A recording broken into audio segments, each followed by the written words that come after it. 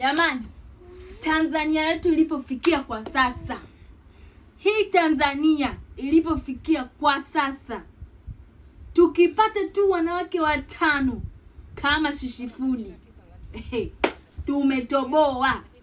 Imagine, pamoja na sekeseke lote lile la kuchomewa biashara yake kwa jinsi biashara ilivyokuwa imesha improve, yani imekuwa kubwa. Lakini bado hana huo moyo wa kukata tamaa. Imagine, pamoja na kuchomewa kote biashara yake, sasa hivi kaja na idea yake mpya kabisa ambao mimi mwenyewe binafsi hata sikuifikiria. I say, huyu mama saluti. Yaani saluti kwa jinsi biashara yake alivyopambana nayo, alivyoianzisha mpaka pale alipofikia. Sasa hivi imebaki empty kabisa, lakini bado ana ujasiri wa kusubutu kuanza upya. I say, mimi binafsi saluti kwake, support kwake, kwa sababu kwanza kitu chenye alichofanyiwa akiendani hata na kosa alilofanya. Kwa hiyo na appreciate sana, yani kitu kikubwa sana. Sijui mnanielewa, kwa 2 kwa 2.